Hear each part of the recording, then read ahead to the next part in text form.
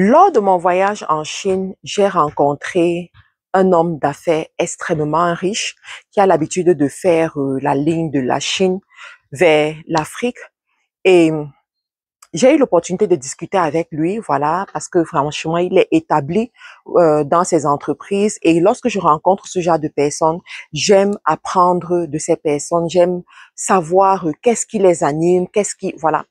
Et ce monsieur était dans le même hôtel avec nous. Il prenait le petit déjeuner avec nous tous les matins au restaurant de l'hôtel et il était accompagné de sa fille, une jeune fille de moins de 20 ans. Et un matin, je lui pose la question de savoir pourquoi est-ce que vous êtes venu en Chine avec votre fille qui a moins de 20 ans. Et le monsieur me dit, c'est parce que l'apprentissage se fait plus de façon visuelle que de façon auditive. Il me dit, dans son plan d'action, il voudrait que sa fille puisse reprendre les rênes de l'entreprise plus tard, ou alors qu'elle aime se battre pour avoir ce qu'elle veut, qu'elle aime l'entrepreneuriat, qu'elle aime dépasser ses limites. Et le meilleur moyen pour l'amener à le faire, c'est de voyager avec elle, de la mener dans les voyages à chaque fois qu'il se déplace pour qu'elle puisse voir que pour gagner de l'argent, il faut beaucoup travailler. Pour gagner de l'argent, il faut être stratège. Pour gagner de l'argent, il faut avoir des valeurs. Et à chaque fois qu'il voyage, il rencontre des fournisseurs, il passe des commandes, ils font toutes les activités que les entrepreneurs font, voilà. Et elle apprend au fur et à mesure. Et moi, ça m'a beaucoup marqué. Je me suis dit, waouh, très souvent, on pense que c'est une dépense de voyager avec les enfants.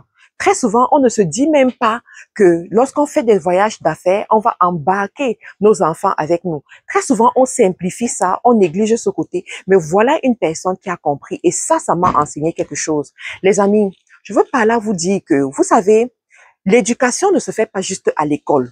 D'accord? De se dire que nous allons éduquer nos enfants en les envoyant dans les grandes écoles, en payant l'école chère. Vous pouvez faire tout ça. Mais à la fin de la journée, vous vous battez pour rien.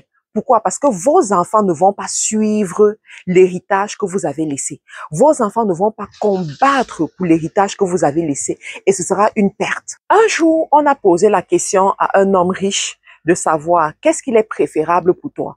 Envoyer ton enfant dans une école de commerce, étudier comment est-ce qu'on gère les affaires, ou alors l'envoyer auprès d'une personne qui a réussi les affaires, comme Aliko Dangote par exemple, apprendre au pied du maître. Et il a dit, il n'y a pas à réfléchir. La deuxième option, l'envoyer auprès du maître, l'envoyer auprès d'une personne qui a réussi les affaires. Pourquoi? Parce qu'il y a des choses dans les affaires que tu ne vas jamais apprendre à l'école. Il y a des stratégies, des astuces, une façon de faire que tu ne vas pas apprendre à l'école. Mais c'est en regardant l'autre faire que tu vas effectivement apprendre.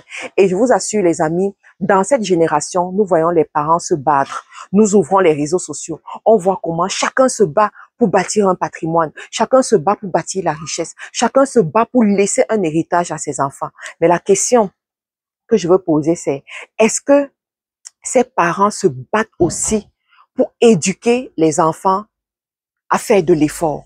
Est-ce que ces parents se battent aussi pour éduquer leurs enfants à les suivre? Est-ce que ces parents se battent aussi pour montrer à leurs enfants comment est-ce qu'on gère une entreprise qui génère des millions de dollars? Alors les amis, dire comme ça, vous allez vous poser la question de savoir, mais qu'est-ce qu'on fait alors? Est-ce que je vais aller en Chine pour montrer aussi à mon enfant comment est-ce qu'on fait pour aller en Chine? C'est une option, c'est possible, mais il y a d'autres options aussi que tu ne dois pas négliger et qui sont beaucoup plus atteignables et beaucoup plus pratiques devant toi. Ce sont les conférences. Chaque année, on organise des conférences dans ta ville, dans ton pays, mais très souvent, tu te déplaces pas ou alors tu te déplaces seul. Cette année, fais le contraire. Fais différemment. Embarque tous tes enfants. Embarque toute ta famille et asseyez-vous à la conférence. La conférence est un moment d'apprentissage. Lors de cette conférence, vous allez voir, en fait, tu auras l'opportunité de toucher du doigt des personnes qui ont réussi dans leur industrie, des personnes qui ont quelque chose à dire dans leur industrie. Et c'est un enseignement qui ne dit pas son nom que tu es en train de donner à tes enfants. Inscris-toi aux conférences. Par exemple, nous avons une conférence à Paris le 6 septembre 2025. C'est une conférence qui porte sur le leadership et le business. Très souvent, on vous parle des idées business, mais on ne vous enseigne pas sur le leadership qui permet de faire fructifier ces entreprises-là. Alors, viens à cette conférence avec toute ta famille. On a des tickets simples, ordinaires. On a des tickets duo où vous pouvez être à 2. On a des tickets de groupe, des tickets pour 5.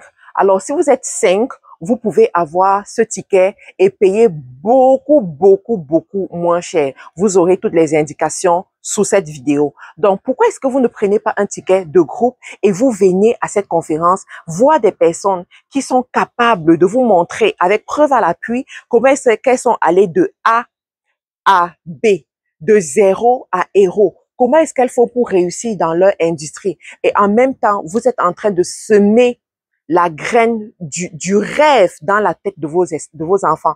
Vous êtes en train de montrer à vos enfants que tout ce qu'on rêve, tout ce que l'esprit est capable de concevoir, l'esprit est capable de l'atteindre, l'esprit est capable de le matérialiser. Vous êtes aussi en train de leur montrer que ils ne doivent pas seulement reposer ou bien compter sur votre prospérité, sur votre richesse, mais eux aussi doivent se mettre en route pour aller fabriquer leur richesse. Alors les amis, qu'est-ce que vous attendez? Prenez vos tickets dès maintenant et à très bientôt. On se retrouve le 6 septembre à Paris.